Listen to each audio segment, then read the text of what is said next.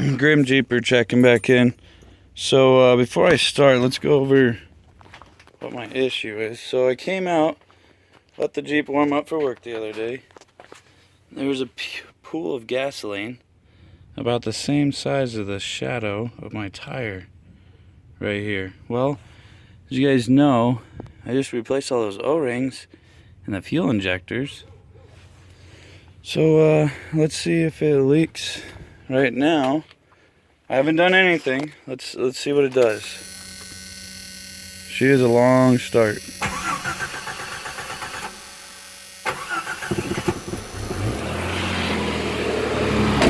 Alright, so there should be fuel dumping out somewhere.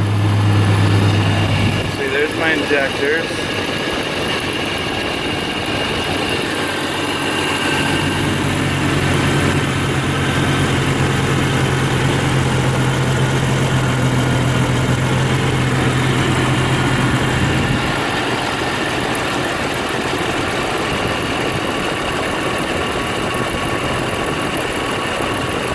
Not seen anything yet.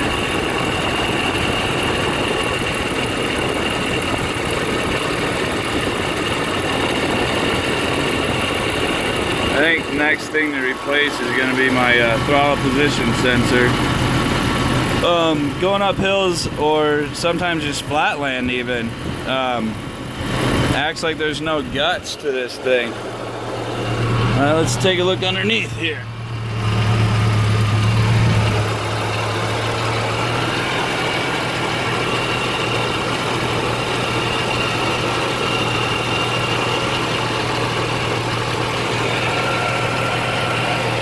Well, YouTube, I'm not sure what's going on.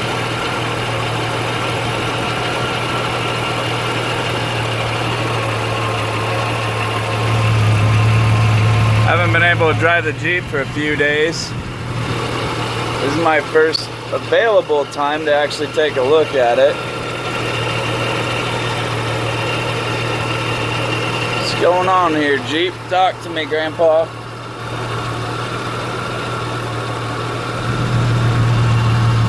Not too exciting, I know, for you guys right now.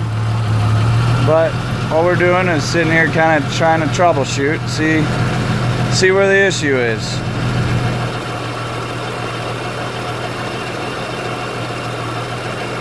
Maybe you guys give me your thoughts. What do you guys think? So, obviously, yes, I know I need to do a drop fitment arm. That is for sure something I would like to get done. But what do you think about the crossover steering? So I got just a stock Jeep Wiley style steering currently, and I've been debating on who to go with for a 1-ton style swap. Love this Jeep.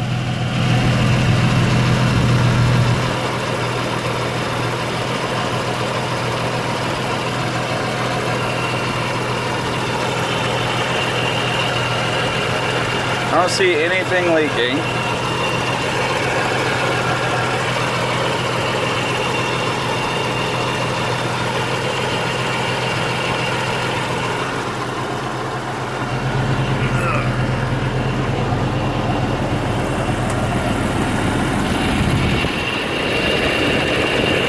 I know another thing is I'd like to redo the vacuum lines. I need to do all the vacuum lines under the hood for sure.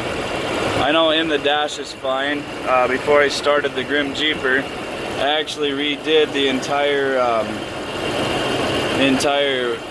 wire harness on the interior. As you guys can see out here on the exterior, she's a 1988, so what, 31 years old?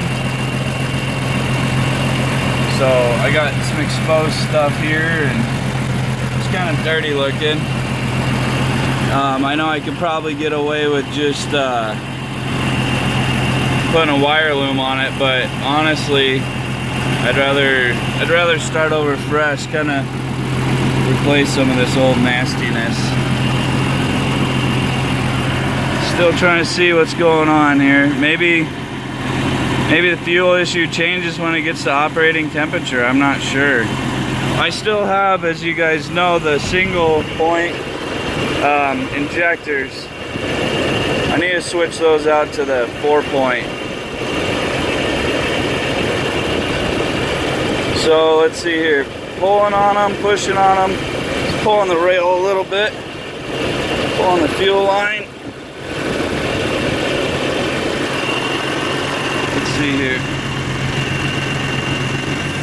See if I can't induce a leak, maybe.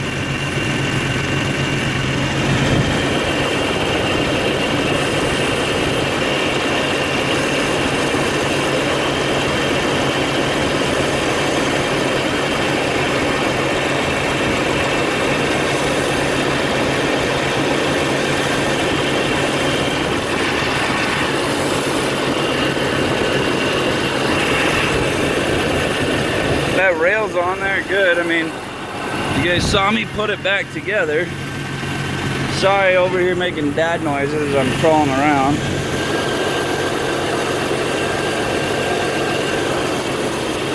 So originally, the reason why I replaced the O-rings was because, as you guys saw, back in here, right here, this injector was spraying fuel, but it's not now. I guess those of you that actually do watch my channel, let you guys in on a little bit of a secret here. This engine will probably get pulled come this winter and do a rebuild on it. I'm getting a 1999 K25 Suburban, and I'm gonna rebuild that. It's got the 454 in it. I'm gonna rebuild that first, and that way I can kind of deadline the Jeep for a little bit and fix her up, clean up the engine, and get her back to happy again, you know.